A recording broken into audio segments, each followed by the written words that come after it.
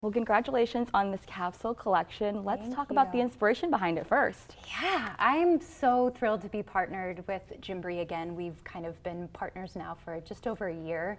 I love working with them. I love being aligned with a company who has similar values and where children are sort of at the core of everything they do. Making this collection and being lucky enough to sort of decide what this collection was going to be, I was really inspired by spending my first winter here as a family of four. We were on the East Coast.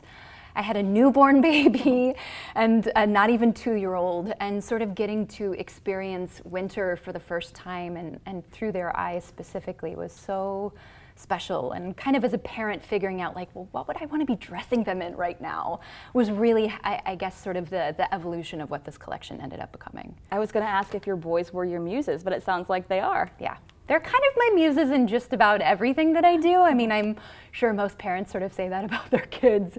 But yeah, specifically, it was just fun to kind of dream up, like, what would I want them to wear during the holidays? What would be like the perfect matching ensemble? What would be so cozy right now to sit by the fire while it's nice and chilly outside? I mean, we're West Coasters, so being able to experience like, I wouldn't say quite the quintessential East Coast winter, because last winter was quite mild, but we did get a little bit of snow, and getting to watch my toddler experience that for the first time and his confusion, but then that quickly segued into excitement it was everything. Let's talk a little bit more about the collection. We have it behind you. Do you have some of your favorite pieces? I mean, I have so many favorite pieces. I'm quite obsessed with this little faux suede jacket number. I mean, most of which I wish were made in my sizes. We have select pieces for mom and dad, so obviously the family can coordinate, but this is with the faux sort of Sherpa lining. It's so cozy and soft. So many great sort of Fair Isle patterns and plaids and like this little dress. Oh my gosh, sorry. Oh, the rack is about to fall over behind me. Whoop, whoop, whoop. How adorable is this? That's so cute. With the snowflake buttons on it. I love the holiday feel too, but it seems like it could also transition into winter as well. Yeah, I feel like this collection can live beyond just the holidays specifically and definitely work for the rest of winter. And matching sets for mom and dad. I saw that you posted a holiday pick sneak peek for your holiday card, and you guys are all dolled up too. Yeah, I mean, I am that mom that likes to sort of match the whole family if my husband's amenable. The kids don't have any choice at this stage. They can't say no. So I'm going to try to go with that as long as I can. Well, we love seeing your updates on Gus and Azie online. They are so adorable. That video of Azie being obsessed with Gus and laughing was so freaking cute. So much fun. Any new milestones for both of them? Gus just started preschool in the last couple of weeks, and yeah, so we've been in that sort of transition land right now, which is so much fun and crazy that it's happened so quickly. We're already there, and Ozzy's standing and kind of right on the precipice of walking. So I'm just like, I'm excited to sort of have this, like at this particular stage that they're both in, like to experience the holiday season together. I mean, it's probably everybody's favorite time of year. It's definitely my favorite time of year, fall transitioning into the holidays. So to get to experience Halloween with them this year and getting all dressed up. Like Gus is actually excited to wear a Halloween costume. Oh, did he pick out his costume yet? Is there a family theme? There's no family theme. Okay. He's never really been excited about dressing up in the past. I feel like the last 2 Halloweens I've kind of forced him into a costume just to take a picture because he's clearly not going out trick-or-treating. But this year, he's really into dragons and really into Peter Pan. Okay. So he's already worn his Peter Pan costume to the grocery store, and he's worn his dragon. He's breaking it in. I'm sure it will probably be old news by the time Halloween rolls around. He wore his dragon costume. It was like, it came in the mail, and I was like, do you want to put it on? He's like, yeah. And then he ended up wearing it to the park the whole morning. So who knows if that, again, will be old news by the time Halloween rolls around, but we have options. And then Ozzy is going to be a monkey. We'll see. He has no choice because he's very mellow, so I'm sure he'll be fine with me dressing him up. But yeah, just to experience the holidays this year, I feel like we're just rolling into the most exciting time of year. You said Gus is in preschool. Yeah. How was the preschool drop-off for mom? I wasn't there for day one, which was probably for the best. Yeah. Surprisingly, like not as emotional as I thought for either one of us. I figured he's very attached to mom right now, so I thought that was going to be a hard. I went for day 2 drop off, and I literally put him down, and he ran and didn't look back. So I'm like, we're good. Okay, this is fine. This is going to be great. He's got friends. He's cruising. He's cruising. Like there are helicopters that he can go play with inside the classroom. So he's golden. He doesn't need mom. He's good to go. Yeah. Now, last time we spoke to you, Azie was just a few weeks old. Yeah. So what is the dynamic like between the boys now? Are they thick as thieves? They are. Gus is a very sweet big brother. He's very gentle with Azie. He loves him. He's constantly like wants Azie with him in his bed, or he wants to be in Azie's crib. Like, there's a lot of, I think at this point, the biggest hurdle is making sure that Gus isn't too like aggressive with him. Like sometimes he just wants to squeeze him, and I totally understand that sentiment. Like I want to bite him as well. But it's just like patrolling that and making sure like he doesn't have his brother in like a headlock accidentally because he just wants to be so close to him. Oh. They're very sweet, and Azie gets a real kick out of him too. He just, you know, already kind of has his brother on a pedestal and wants to mimic him and copy him, and you know, constantly tracking him around the room. It's so much fun. I can't believe it. They're so adorable. Azie's first birthday coming up though, I know. right? Yeah. Next month? Yes. Any plans for his first? Oh, everyone's asked me that. I'm like, I'm a terrible mom because I have no plans. It's funny because he doesn't really have any friends. Like, I had a lot of friends that had babies right around, you know, the same time as Gus, and so he was in classes, and he was constantly like in this sort of social circle and had this like apparatus around him where Azie is tagged along and carted along to all the things with Gus, and he has his brother there all the time to model, you know, what it's like to get older. But so I'm like, maybe it'll just be a family party. Maybe we'll just have people over for cake or something. I mean, we will absolutely do something, but Gus had like a proper birthday party at the park with like friends, and I'm like, who's gonna come to this party? He doesn't know anybody. Sometimes those are the most fun moments though, when Sure. you just wing it, figure it out as you go. We're definitely gonna wing it. Definitely winging it, yeah. Well, you're very familiar with being an iconic mom, and we are loving the Bravo iconic moms right now. Are you a reality TV fan? I'm not. It's terrible. I feel like You're busy. In lives past, like other chapters, I definitely would have been more focused on what was going on, but now I know nothing. Hey, you have your hands full, right? I got my hands full. If you had to be a housewife, would you have an iconic tagline though?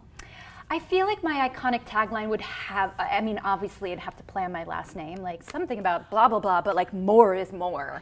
Do you know what I mean? Like, I obviously, that. I feel like I'd have to infuse the last name. I also love that you were like, I don't really watch TV, but you had a tagline ready. Sure, so of course. You've always got I feel it. like there was that point in time where everybody had their tagline down. Right, sure, yes. Yeah, so I definitely feel like I'd have to play off the last name. But.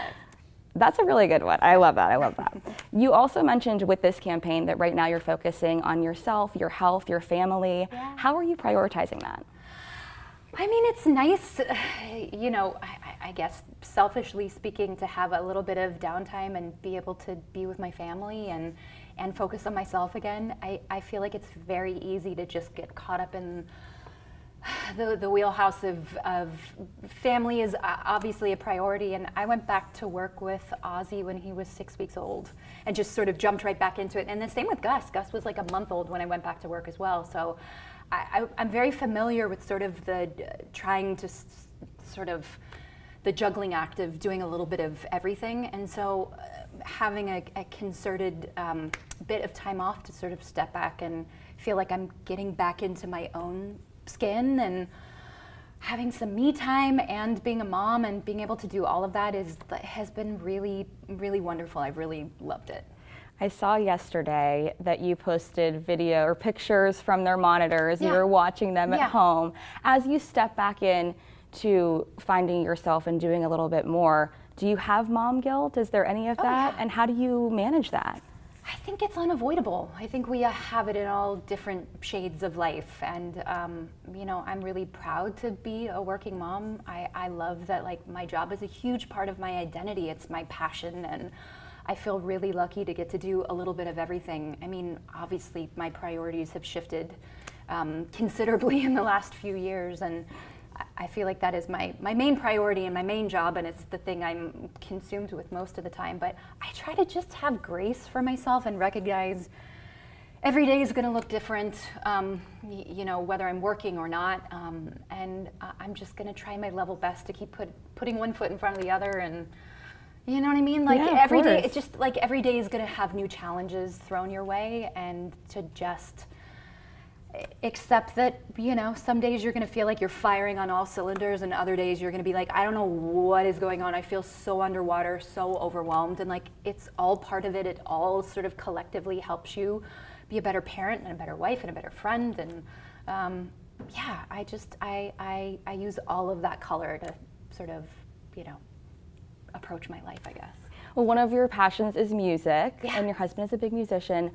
Are the boys into music? Boys are they gonna very into music? Yeah, they're music fans for sure. And it's funny now, like Gus has a very curated playlist of music, all thanks to my husband.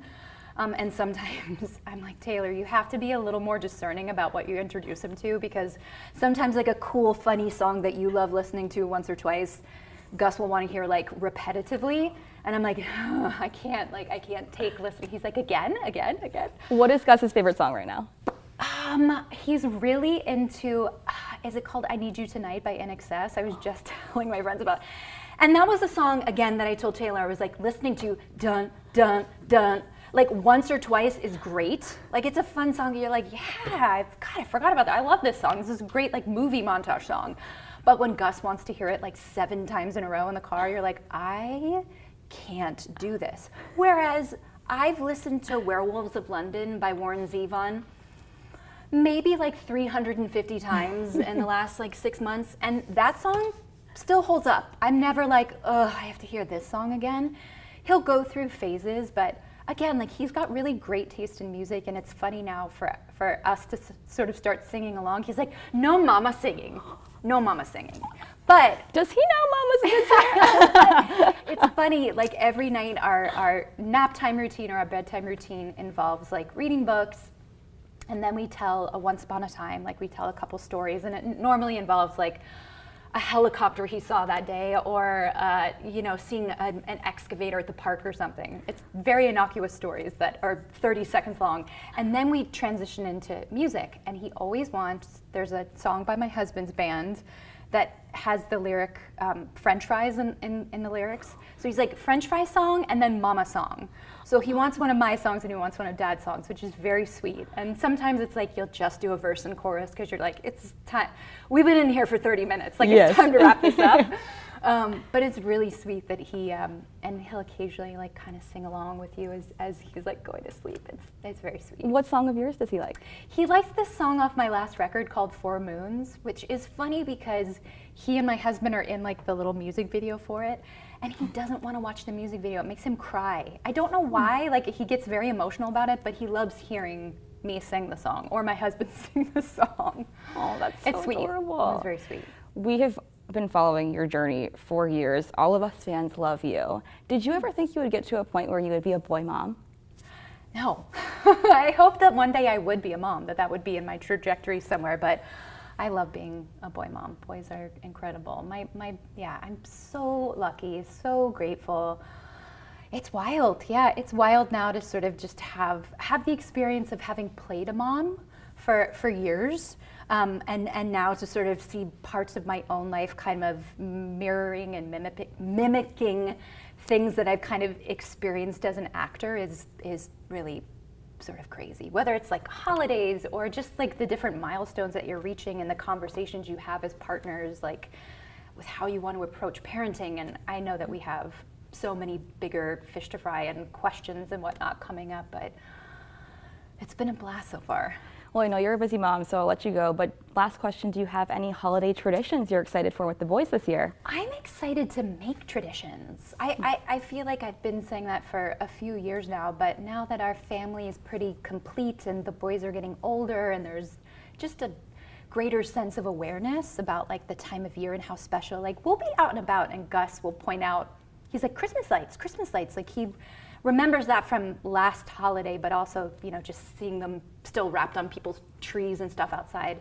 I'm excited to like figure out what is special to us. And we're getting ready to move, and so I feel like with this ushering in this new chapter and a new home that we get to sort of settle into, like new traditions will come along with that. And yeah, I'm excited to see what they are. There's nothing specific, but being home this holiday season since we were away last year, I think will be really nice to sort of really instill what's gonna stick around. Yeah, home for the holidays. Home for the holidays, yeah. I love that.